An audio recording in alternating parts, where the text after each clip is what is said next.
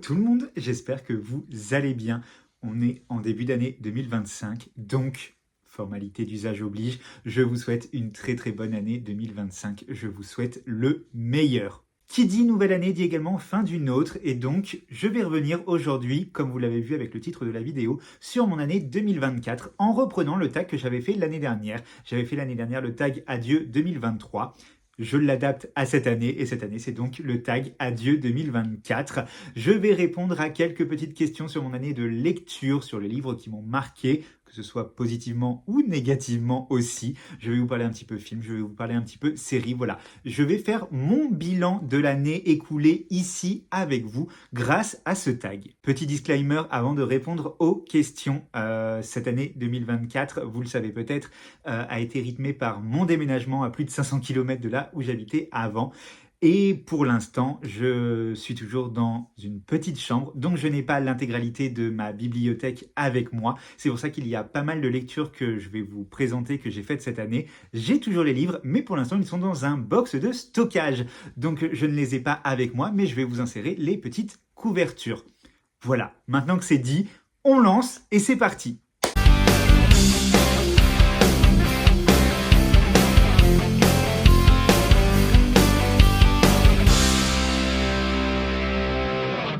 La première question, c'est tes 5 meilleures lectures de l'année. Je fais tous les ans un top 5 et cette année, ça a été vraiment très compliqué pour moi de me mettre d'accord.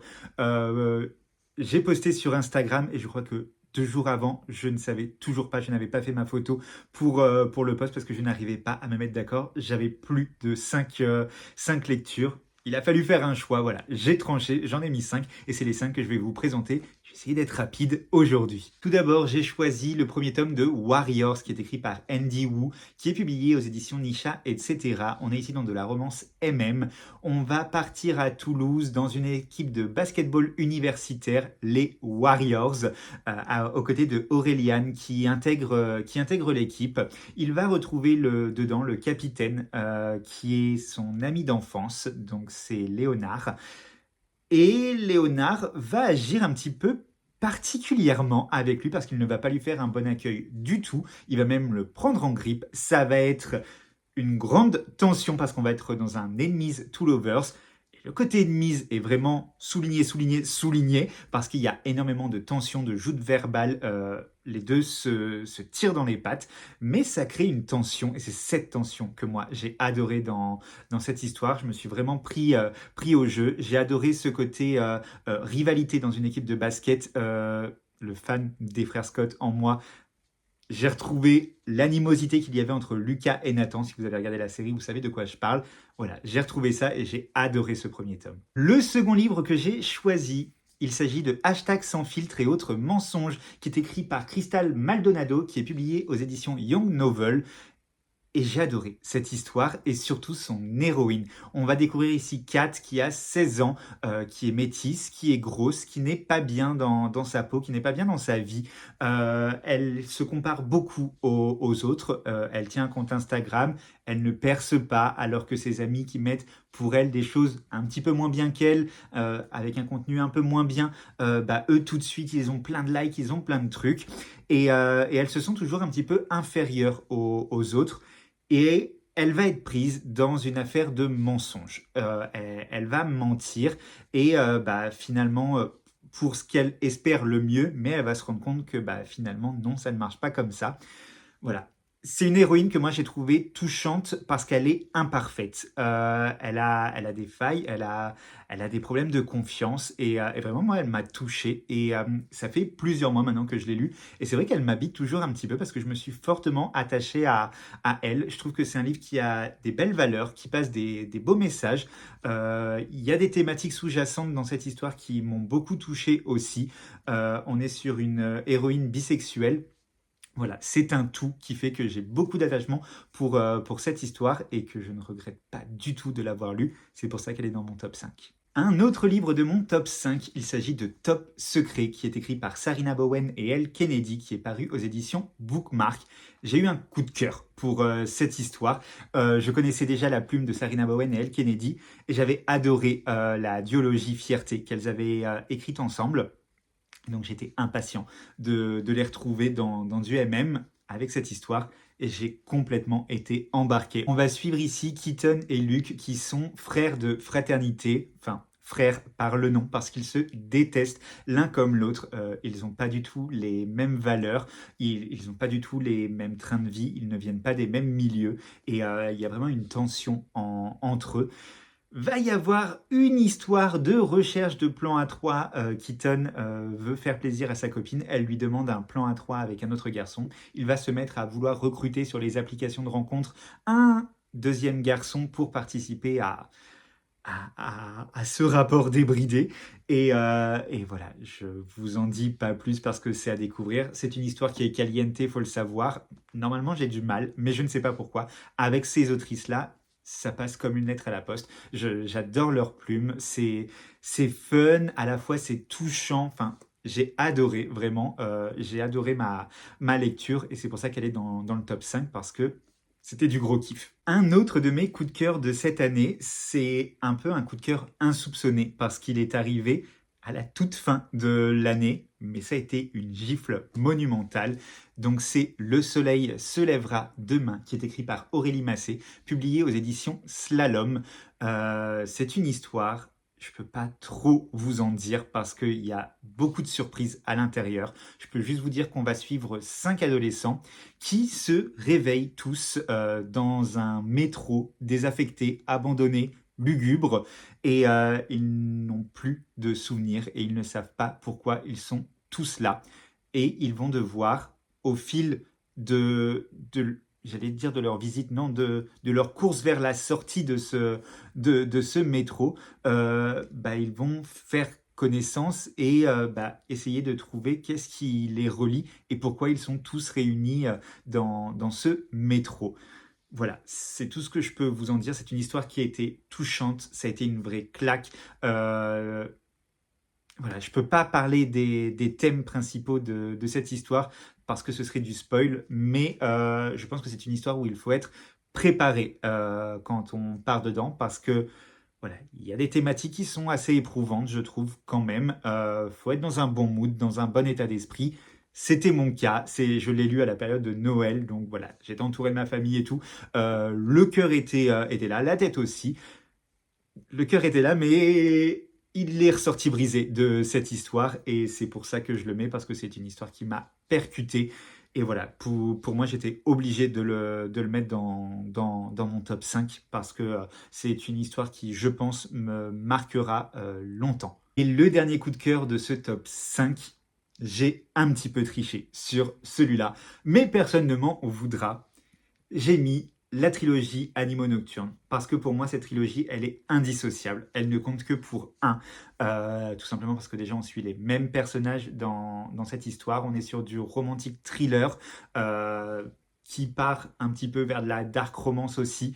Je sais pas vraiment comment le qualifier, je peux juste vous dire que j'ai adoré cette histoire. Ça a été, c'est même pas un coup de cœur, c'est un coup d'âme. Vraiment, cette histoire, ça faisait bien longtemps que j'avais pas été marqué par une lecture comme je l'ai été avec cette trilogie.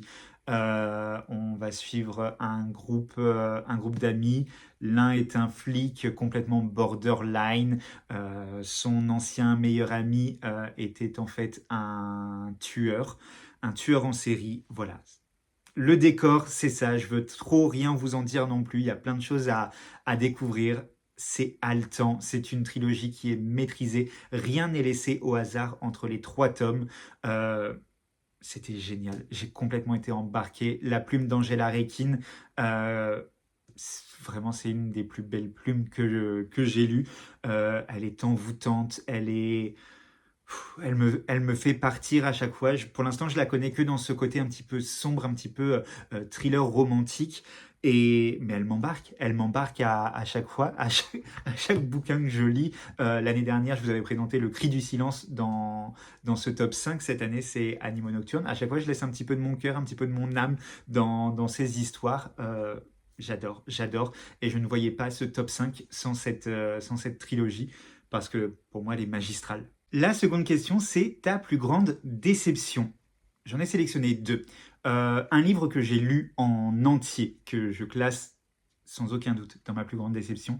C'est Un début prometteur par Nicolas Ray, qui est un livre que j'avais acheté sans rien savoir de cette histoire. Je l'avais acheté au Secours Populaire. C'était un petit livre de poche, c'était chez Pocket, je crois. Et, euh, et en fait, je ne savais pas à quoi m'attendre. Il faisait 120 pages. Je me suis dit, c'est parfait pour l'été à bouquiner. Et en fait, je ne savais pas dans quoi je m'embarquais. Et ça a été un fiasco total. On est sur une tranche de vie avec un personnage collégien et en fait, qui est dans une famille dysfonctionnelle.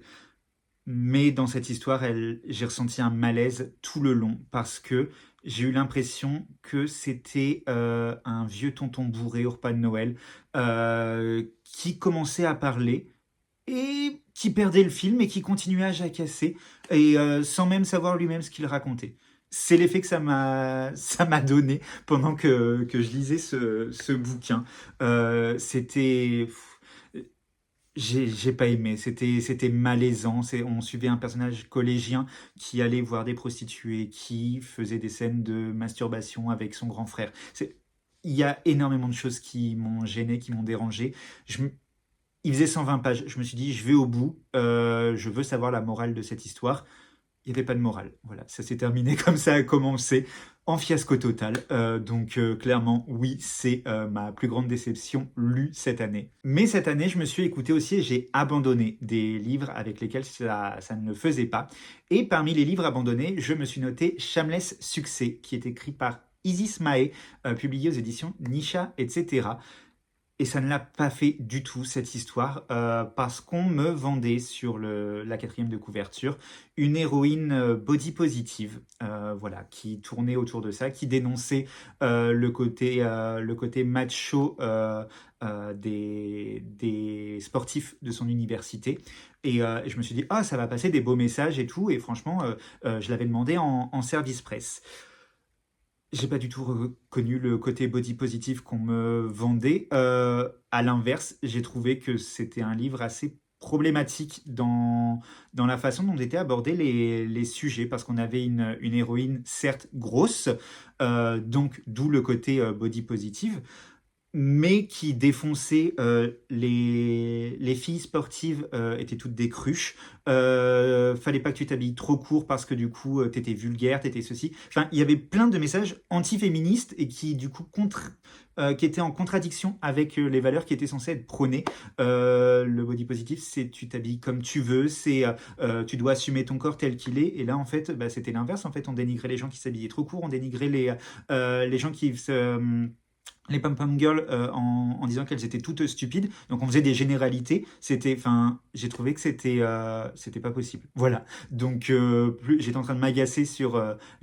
J'en ai lu bien 150 pages, mais je m'agaçais et je me suis dit non, c'est hors de question que je continue cette lecture parce que je suis en train de m'énerver et je ne prenais aucun plaisir à la lire. Donc voilà, j'ai préféré arrêter. Donc ça, c'est également une autre grosse déception pour moi. La troisième question, c'est ta première lecture de 2024. Ma première lecture, c'était l'ingrédient secret pour un Noël parfait. Je crois que c'est ça. C'est la romance de Noël écrite par Valentine Stergan, publiée aux éditions Bookmark, que j'avais hâte de lire parce que Valentine Stergan a une plume que j'aime beaucoup. À chaque fois, elle passe de très beaux messages, mais je l'avais jamais lu en romance de Noël. Et donc, du coup, j'étais très curieux de le faire et j'ai vraiment aimé cette histoire entre d'un côté, on a un pâtissier et d'un autre, on a un influenceur, un TikToker. J'ai trouvé que c'était complètement improbable, mais ça prenait sens dans l'histoire. Il y avait encore des belles valeurs qui étaient mises. On parlait de famille, voilà, c'était de reconstruction. Il y avait encore de beaux sentiments et l'esprit de Noël, l'esprit des fêtes qui était bien présent. Donc l'année commençait très bien avec cette lecture. Ensuite, on me demande ta dernière lecture en 2024. Je vous en ai déjà parlé. Donc, c'est Le soleil se lèvera demain. C'est avec cette histoire que j'ai clôturé l'année. Et elle m'a détruite.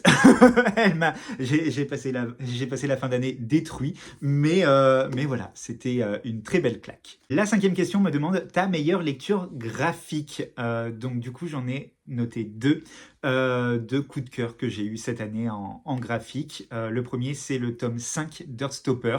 Earthstopper qui est vraiment pour moi une lecture doudou. C'est vraiment un plaisir à chaque fois de retrouver Nick et Charlie. Et j'ai eu un coup de cœur pour cette histoire parce que je trouve que nos personnages, on voit vraiment l'évolution. On a commencé la saga avec des adolescents qui se cherchaient, qui se découvraient. Et je trouve que maintenant, on vise plus vers des adultes qui se découvrent, qui ont cette période de transition où on passe un step et ils pensent à l'avenir, ils pensent à l'après-lycée. Voilà, j'ai trouvé que les thématiques, on abordait le côté découvert de la sexualité, voilà, et j'ai trouvé que c'était très intelligemment fait, c'était très réaliste. J'ai retrouvé le côté doudou de cette histoire, mais j'ai trouvé que les thèmes abordés étaient hyper intéressants aussi. Donc, coup de cœur pour ce tome 5. Et mon deuxième coup de cœur graphique de l'année, c'est une saga en 4 tomes parue chez Akata Manga. Il s'agit du mari de mon frère. J'avais déjà lu le tome 1 il y a 1 an, 2 ans, je crois. Et cette année, je me suis acheté du coup les 3 autres tomes qui viennent clôturer cette histoire. Et donc du coup, j'ai relu le tome 1, j'ai enchaîné avec les 3 autres. Et vraiment, ça a été un superbe moment parce que cette histoire, je la trouve très originale. Ensuite, on me demande la plus belle couverture. Encore une fois, j'ai sélectionné 2 livres. Je suis incapable de faire des choix, vous devriez le savoir maintenant. Déjà, j'ai mis Love and Game, le tome 1, écrit par Rohan Lockhart, qui était en campagne Ulule, que j'ai eu la chance de recevoir dans son édition reliée. Et quelle édition je ne l'ai pas. Il est sous cellophane, dans un carton, parce que j'ai trop peur de l'abîmer. Donc, il est bien rangé. Je vais essayer de vous insérer quelques petites photos. Mais j'ai adoré l'illustration de couverture. En plus, c'était une jaquette qui se retirait avec une très classe couverture en dessous. Il y a du jaspage, voilà, il y a des illustrations à l'intérieur. Cette édition, elle est juste incroyable, elle est magnifique. Mais quand on me dit magnifique couverture, je pense également à un autre livre qui a failli être dans mon top 5, mais Le soleil se lèvera demain lui a volé sa place. Il s'agit de Noblesse oblige par Maïwen Alix. Je suis amoureux de cette couverture avec ces femmes, avec ce marbre vraiment qui fait très Versailles. On a un titre avec du vernis sélectif et le détail. On a, vous voyez, des traces de sang sur les gants. On a le rappel de traces de sang également sur le titre. Je trouve que ça colle parfaitement à l'histoire, à ce qui se passe à l'intérieur. On a un jaspage marbré. Voilà, cette édition, elle est incroyable. Ensuite, on me demande le livre le plus attendu en 2024. Encore une fois, j'en ai mis 2. Un que j'ai lu et un que je n'ai pas lu. Du coup, j'ai regardé la vidéo que j'avais faite en 2023 et le livre que j'avais dit que j'attendais le plus en 2024, c'était Cœur de mercenaire par Juliette Maratti, paru en auto-édition. C'est un livre que du coup j'ai reçu de la part de l'autrice et que j'ai lu et j'ai passé un super bon moment. C'est une romance MF historique qui nous plonge dans une ambiance small town cowboy et donc du coup avec un mercenaire, avec des chasseurs de primes, voilà, avec un maire véreux qui a un peu le monopole sur la ville et j'ai complètement été embarqué dans cette histoire. Pourtant, de base, je déteste les films de Far West, de western. C'est quelque chose que je n'apprécie pas du tout. Je ne prends aucun plaisir. Mais là, en livre, j'avais vraiment envie d'essayer et je connais la plume de Juliette Maratti. Je me suis dit, si quelqu'un peut me faire aimer ça, c'est elle, parce qu'elle a un style qui, moi, me plaît beaucoup dans son écriture. Et ça n'a pas loupé. Je partais pas, je partais pas dans une optique. Voilà, je suis parti dans une optique neutre. Je n'attendais rien. Je dis comme ça, je ne serais pas déçu. Et en fait, c'est le contraire. J'ai vraiment kiffé ma lecture. Et donc, le deuxième qui est sorti en fin d'année, mais qui est une histoire qui me touche personnellement et que j'étais très heureux de pouvoir recevoir, que je n'ai pas encore lu.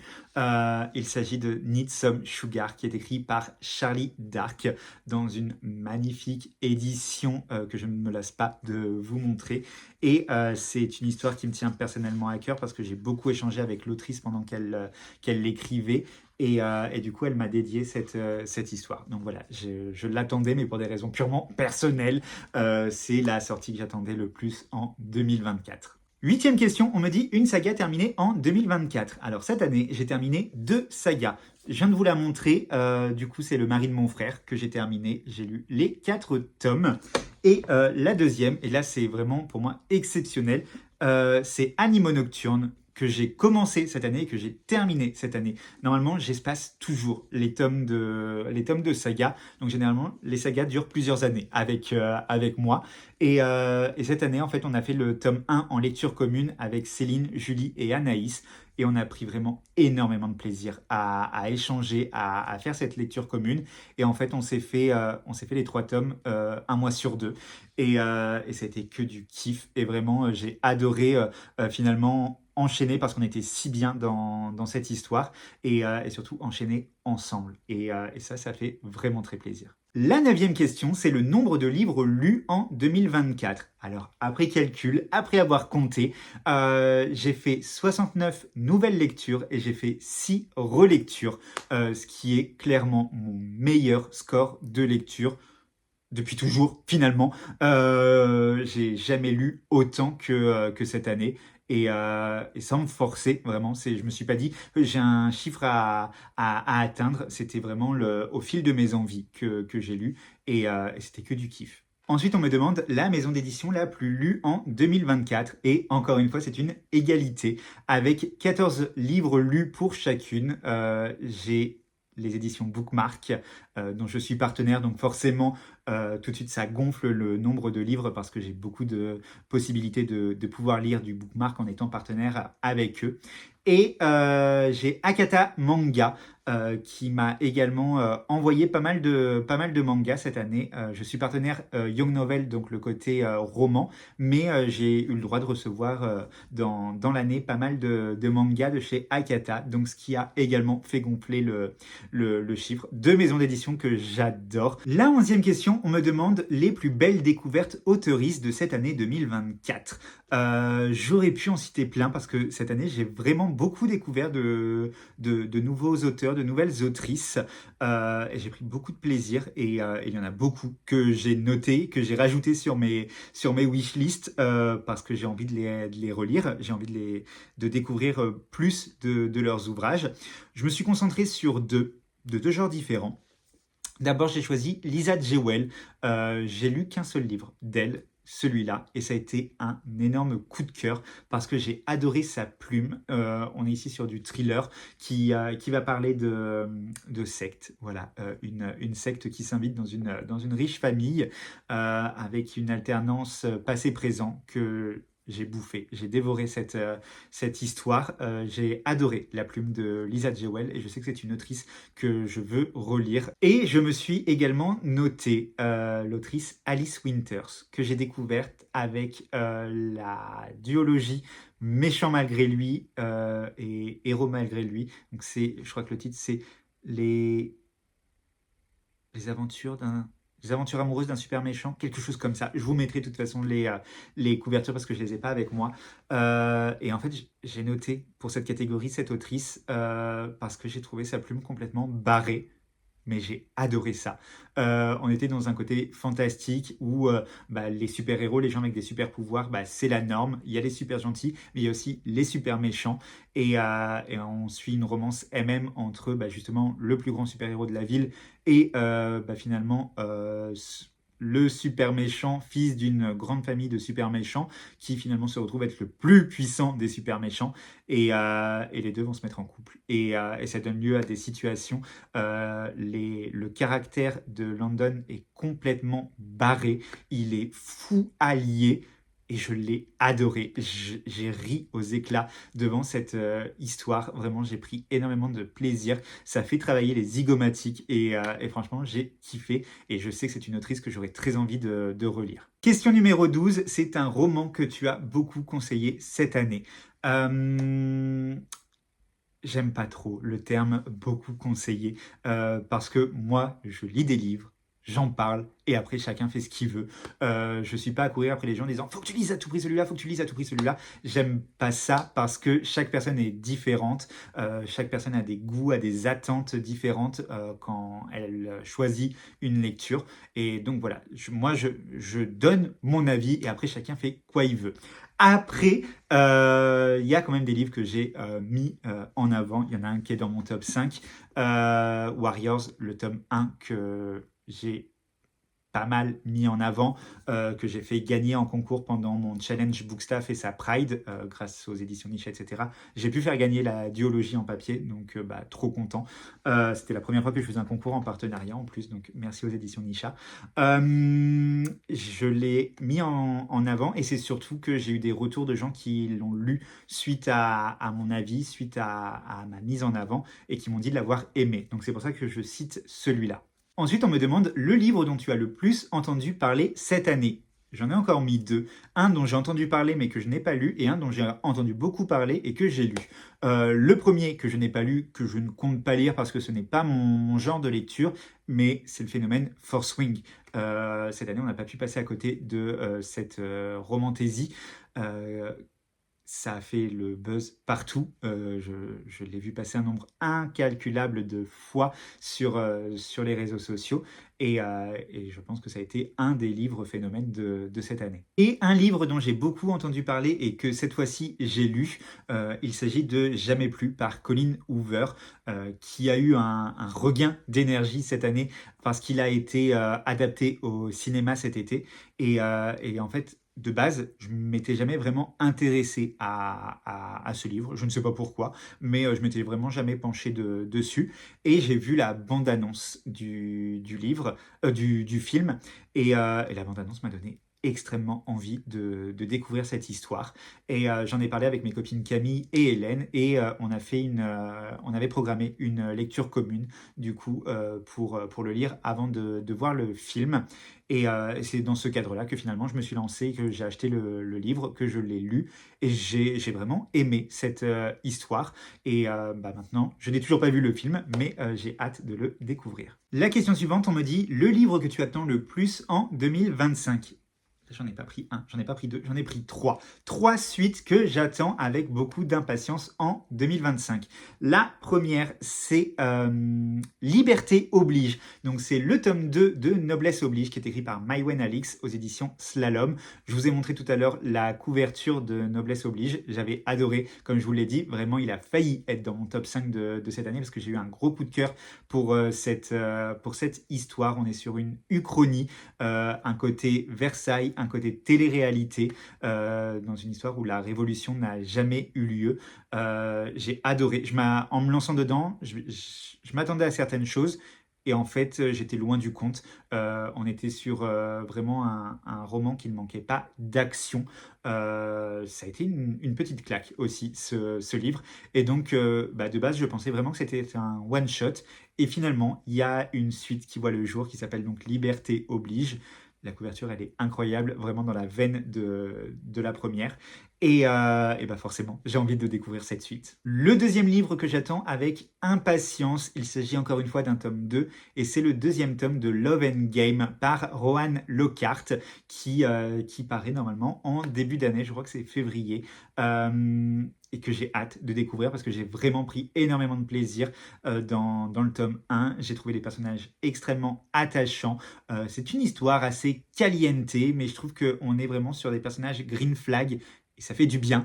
Donc j'ai hâte de les retrouver. On change de couple. Dans le tome 1, on suivait Skyler. Dans le tome 2, on va suivre son meilleur ami qui est un peu foufou. Voilà, le Skyler était assez introverti, avec un manque de confiance en lui. Là, on part avec un streamer qui a pas froid aux yeux, qui a un caractère assez bien trempé et assez excentrique et qui m'a beaucoup plu justement dans le tome 1. Donc je suis vraiment vraiment très très très curieux de suivre son histoire dans le tome 2. Et le troisième livre que j'attends avec beaucoup d'impatience, c'est encore une fois un tome 2. Celui-ci vient conclure une duologie. Il s'agit du deuxième tome de Nos Splendeurs Invisibles par Juliette Maratti. J'ai beaucoup aimé cette histoire, j'ai beaucoup aimé les personnages. Il y a des choses auxquelles je ne m'attendais pas dans cette histoire. On va parler de thématiques qui ne sont pas courantes. J'ai trouvé que Juliette, encore une fois, elle abordait très bien les mal-être qui peuvent subvenir à l'adolescence quand on se cherche, quand on se pose des questions, quand on sort un peu des normes.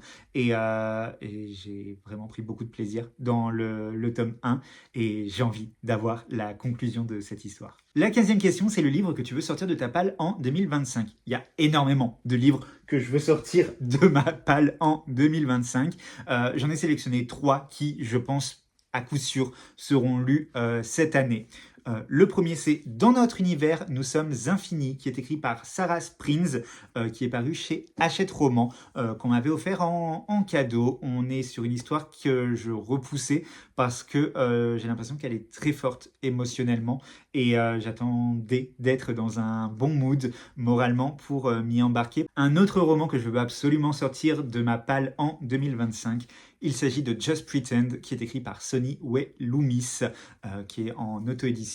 On plonge là dans un groupe musical familial avec un nouveau membre. Voilà, il y a un membre de la famille qui quitte le groupe et il est remplacé par un membre de l'extérieur. Et voilà, on va suivre cette histoire. On est sur une romance MM. Et un autre livre qu'il faut absolument que je sorte en 2025. Je ne comprends pas comment j'ai pu ne pas lui faire une place. Le clan Hopkins, donc c'est le tome 2 Second Souffle, qui est écrit par Elsie Blake, qui est paru aux éditions Bookmark. Et le tome 1 avait été un énorme coup de cœur. Donc pas l'année dernière, il y a 2 ans, ou l'année dernière, je sais plus. Je sais plus quand est-ce que je l'ai lu. J'ai un gros doute. Je crois que c'était il y a 2 ans. Et en fait, j'ai pas lu depuis le tome 2, alors que vraiment, j'ai aimé cette histoire, cette romance dans une famille où il n'y a que des frères. La question numéro 16, c'est tes 5 meilleurs films de l'année 2024. Pareil, j'avais fait mon top 5, donc je peux vous les donner. D'abord, j'ai Arrête avec tes mensonges, le film qui a été adapté du livre de Philippe Besson, qui racontait sa propre histoire. Je l'attendais avec impatience, ce film, et j'ai adoré. Vraiment, j'ai été aussi ému que quand j'ai lu le livre, parce qu'il y a des libertés qui sont prises par rapport au livre, mais qui portent du coup encore plus l'histoire, de voir la relation qui est racontée dans cette histoire en images, voilà, sous mes yeux, de voir les jeux de regard, de voir les attentions, les gestes. Vraiment, j'ai été hyper ému en regardant ce film. Ça a été un gros coup de cœur. J'ai adoré. J'ai également un film qui me rendait curieux, mais dont j'attendais finalement pas grand-chose. Et je l'avais eu à mon anniversaire au mois de février. Et en fait, c'était un coup de cœur parce que j'ai trouvé que ce film était du génie. C'est Barbie. Alors dit comme ça, vous allez me dire, il a pété un câble. J'ai trouvé que ce film était foncièrement féministe dans les messages qui étaient passés. J'ai trouvé que sa construction était grandiose. J'ai adoré les acteurs. J'ai adoré vraiment les messages de fond. J'ai trouvé ça top. Vraiment les petites lignes entre les... Ça peut paraître très caricatural quand on le regarde comme ça, mais en fait, les messages qui sont entre les lignes... pour moi, j'ai trouvé ce film grandiose. Un autre film qui m'a bien fait chialer dans la chaumière, c'est Avant toi. Un film que j'avais souvent entendu parler, mais je m'étais jamais lancé. Et cette année, voilà, j'avais décidé de le regarder. Je l'avais en DVD en plus. Et vraiment, ça a été une belle claque. J'ai eu des émotions à fleur de peau devant cette histoire que j'ai trouvée à la fois extrêmement touchante et à la fois très lumineuse. voilà, c'était un mélange vraiment. Autre coup de cœur que j'ai eu cette année, c'est L'idée d'être avec toi, avec Anna Thaoué et Nicolas Galitzine, qui était sorti sur Prime, je crois, où on a une mère de famille qui va rencontrer une pop star en vogue et qui vont vivre une romance. Là, c'est vraiment coup de cœur, plaisir coupable, hein. Parce que Nicolas Galitzine, j'adore. Anna Thaoué, j'adore. Et le duo des deux, waouh, j'ai adoré. C'est vraiment une romance que j'ai pris beaucoup de plaisir à découvrir, que j'ai trouvé. Je sais pas, elle a eu un truc, cette histoire, qui m'a vraiment pris le cœur. Et j'ai craqué devant. Je l'ai déjà revu une deuxième fois pour vous dire à quel point j'ai aimé. Et enfin, gros coup de cœur pour le comte de Monte Cristo avec Pierre Ninet. Un film que j'ai trouvé, encore une fois, magistral, incroyable. Je n'avais pas mis les pieds dans un cinéma depuis 2019 et vraiment cette histoire me hypait tellement que j'y suis retourné. Voilà, je suis ressorti de ma grotte pour revoir Le Comte de Monte Cristo. Et j'ai trouvé ce film, mais autant visuellement que par le jeu des acteurs, que par l'histoire. J'avais jamais lu Le Comte de Monte Cristo, j'avais jamais regardé l'ancienne version avec le vieux pervers pépère Depardieu.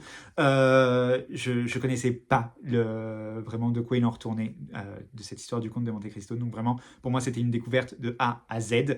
Et j'ai pris énormément de plaisir. Le film dure 3 heures, je n'ai pas vu du tout. Le temps passait tellement, j'étais captivé par ce que je voyais à l'écran, par les costumes, par les décors, par tout, vraiment, j'ai tout kiffé, le jeu des acteurs, les acteurs en eux-mêmes, j'ai retrouvé plein d'acteurs que j'adore, c'était incroyable, magistral, pépite. La question numéro 17, on me dit tes 5 meilleures séries de l'année 2024. Donc là, encore une fois, j'avais fait mon top 5. Déjà, je peux vous dire Sissi, mais pas l'ancienne, avec Romy Schneider, la nouvelle version. J'avais vu la saison 1 quand elle avait été diffusée sur TF1 il y a 2 ans, 3 ans peut-être. J'avais adoré, je trouvais que ça avait complètement dépoussiéré Sissi. Je suis pas un grand fan, moi, de Sissi avec Romy Schneider. J'ai toujours trouvé ça vieux. Donc, je n'ai jamais accroché. Et là, je trouvais que ça me rendait, moi, l'histoire de Sissi beaucoup plus accessible et qui me donnait tout de suite plus envie avec ce côté moderne. Et en fait, là, j'ai revu cette saison 1 avec énormément de plaisir. Et j'ai enchaîné avec la saison 2 que je n'avais pas vue, du coup, que je découvrais. Coup de cœur. Coup de cœur. J'ai également dit au revoir cette année à une série qui m'est très chère en regardant la dernière saison, la saison 11 de The Walking Dead. Voilà, c'est une série que vraiment j'adore. Le world building est incroyable. J'ai les comics, j'ai aussi les DVD de la série. Et vraiment, c'est une série que j'adorais. Je redoutais de dire au revoir au personnage. 11 saisons, c'est pas rien quand même. Et en fait, j'ai adoré. Il y a des saisons, des passages qui sont un petit peu inégales. Il y a certaines intrigues qui m'ont moins plu que d'autres.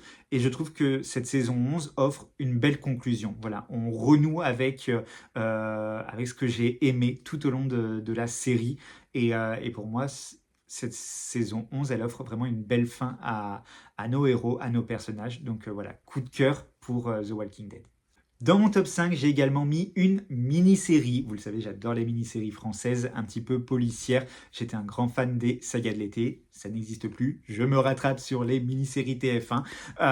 Et j'ai mis Brocéliande avec Nolwenn Leroy. J'ai adoré. J'ai adoré l'enquête, l'histoire, le suspense. J'ai adoré cette forêt de Brocéliande qui offre un superbe décor un petit peu mystique à cette enquête où on vacille un petit peu entre le réel et l'irréel. J'ai adoré cette série, j'étais captivé, j'ai le cerveau qui a chauffé comme j'aime qu'il chauffe dans ses enquêtes. Coup de cœur également pour la série culte qui était sortie sur Prime Video, la série qui nous plonge dans les backstage de Love Story, la première télé-réalité française. Je me suis lancé dedans, je regardais Love Story étant enfant, je me suis lancé dedans avec beaucoup de curiosité, mais ne sachant pas à quoi m'attendre. Je ne savais pas si on allait nous refaire le loft avec des acteurs, ceci, cela. Et en fait, cette série nous plonge dans les backstage. On est du côté production avec vraiment comment ça s'est passé pour déjà accepter que M6 diffuse ce programme qui a vraiment fait un remue-ménage quand il a été annoncé, les réactions des publics, les réactions parfois très virulentes, l'affaire Loana, voilà, il y a énormément de choses qui sont abordées sous, je trouve, un œil nouveau. Et vraiment, j'ai été pris dedans. Les acteurs sont dingues. Il y a l'actrice qui joue Loana, pour moi, c'est le mimétisme est fou entre l'actrice et la vraie Loana, enfin la Loana de l'époque, la pauvre.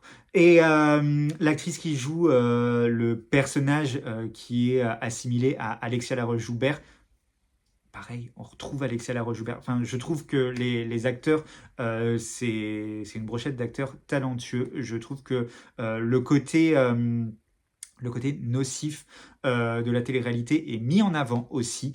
Voilà, j'ai trouvé que la série était extrêmement bien construite, était extrêmement intéressante. J'ai dévoré les épisodes parce que vraiment j'étais à fond dedans. Et une grosse claque également pour finir l'année en série avec Fellow Travelers.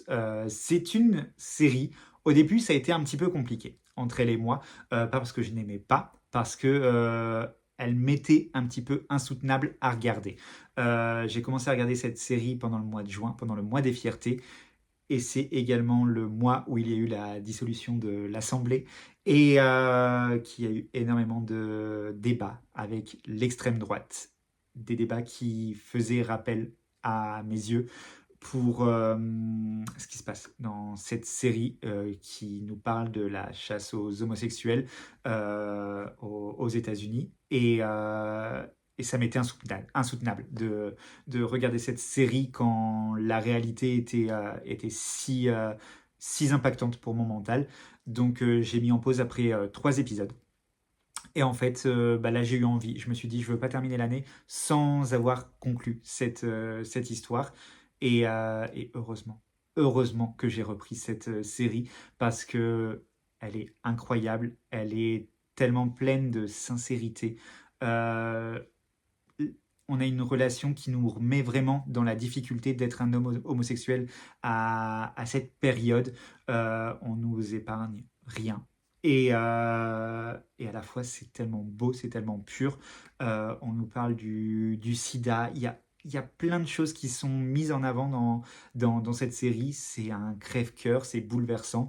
J'ai versé toutes les larmes de mon corps à la fin de cette série. J'étais en PLS. Et enfin, la dernière question, on me dit tes déceptions de cette année en film et en série. La seule série qui, pour moi, est une déception, c'est une série Marvel, c'est Moon Knight, qui était sur Disney+, une mini-série, que j'ai pas kiffé plus que ça. Je me suis un petit peu ennuyé.